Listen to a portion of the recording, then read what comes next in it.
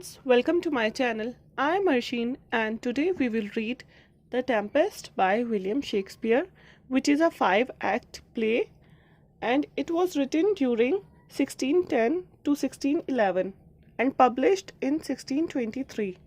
Tempest एक tragicomedy play है.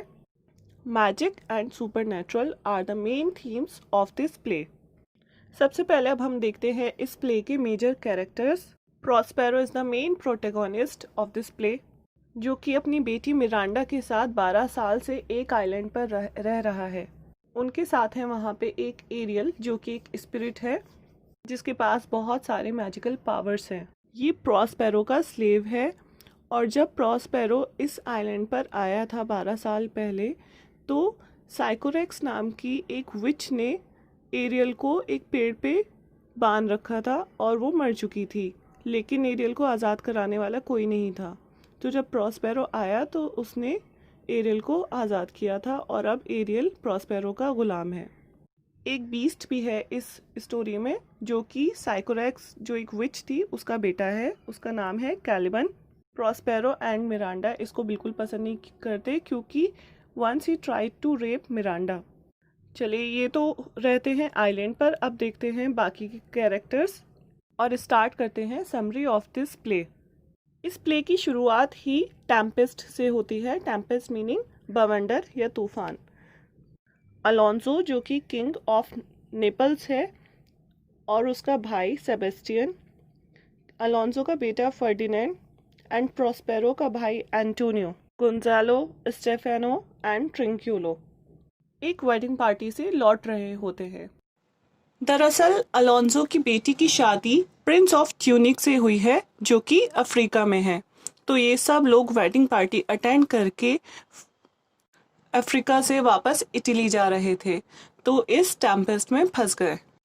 दूर खड़ी मिरांडा आइलैंड से ये सब देख रही है और अपने फादर प्रॉस्पेरो से उन सब लोगों को बचाने के लिए बोलती है. प्रॉस्पेरो मिरांडा को तसल्ली देता है कि वो इन लोगों को कुछ भी नहीं होने देगा और अब वक्त आ गया है तुम्हें अपनी हकीकत जानने का. और प्रॉस्पेरो फिर मिरांडा को अपने पास्ट की एक लंबी कहानी सुनाता है और बताता है कि किस तरह से वो ड्यूक ऑफ मिलान था और मिरांडा एक प्रिंसेस है. लेकिन उसके खुद के भाई एंटोनियो ने अलोंसो के साथ मिलकर हम दोनों को किडनैप करके एक समुद्र में मरने के लिए छोड़ दिया था.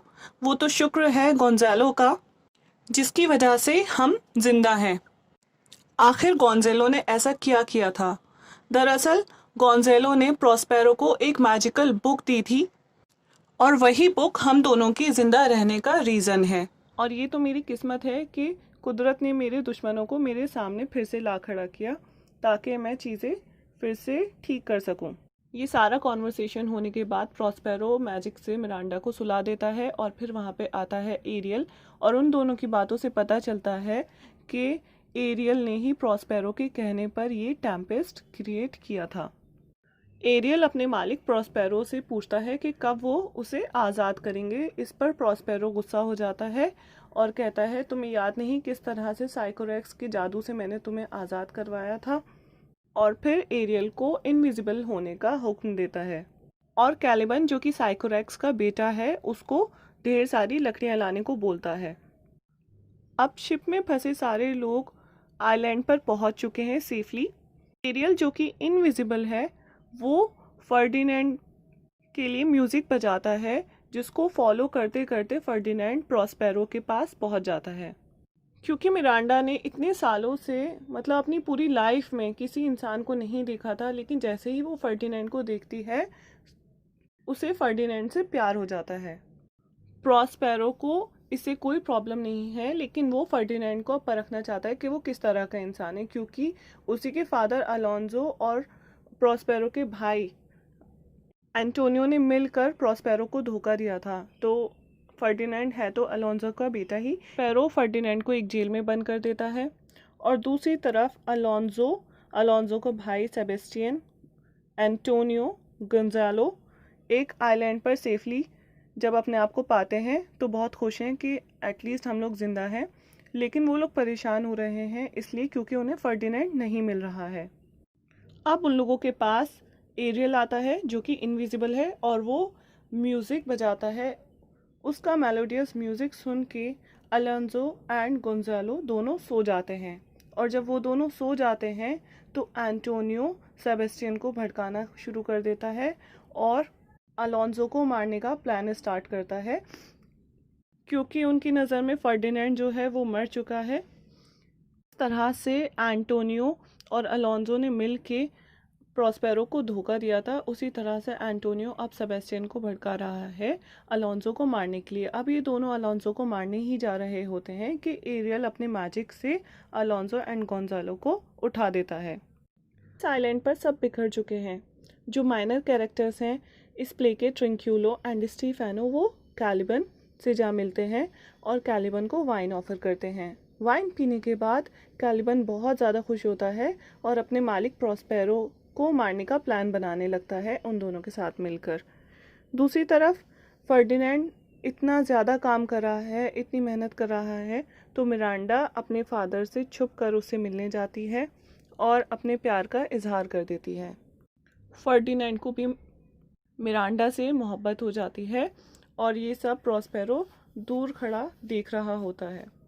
और दूसरी तरफ Antonio, Alonso, Gonzalo and Sebastian वो फर्डिनेंड को ढूंढ ढूंढ कर थक चुके हैं बहुत ज़्यादा, तो एक जगह वो बैठ जाते हैं।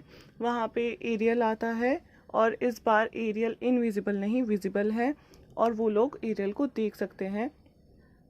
वो उनके लिए खाना लगवाता है प्रॉस्पेरो के कहने पर और उन लोग को बोलता है कि जो भी तुम लोगों ने प्रॉस्पेरो के साथ 12 साल पहले किया था ये सब उसी का नतीजा है, जिसकी वजह से अलोंजो को और भी ज़्यादा दुख है। अब दूसरी तरफ प्रॉस्पेरो मिरांडा एंड फर्डिनेंड को खुश देखकर बहुत बड़ी पार्टी रख देता है और सारी स्पिरिट्स को बुलाकर जश्न करवाता है और फिर एरियल को बाकी सब लोगों को भी लाने के लिए भेज देता है।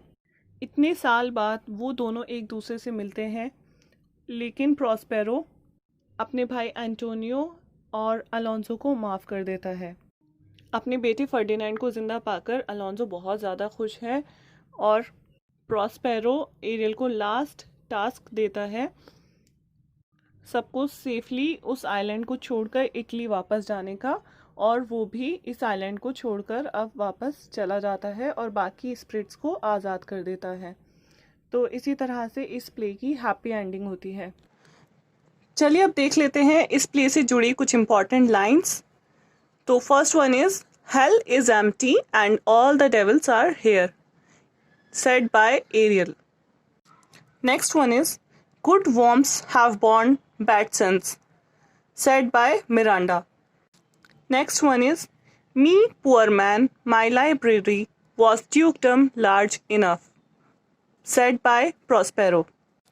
Next one is awake dear heart awake, thou hast slept well awake, said by Prospero. Next one is what's past is prologue, said by Antonio. ये सब थी कुछ important lines of this play. अगर आप लोगों को मेरा एक्सप्लेनेशन अच्छा लगा है तो प्लीज़ लाइक एंड शेयर ज़रूर करें एंड सब्सक्राइब करें मेरा चैनल। Thank you.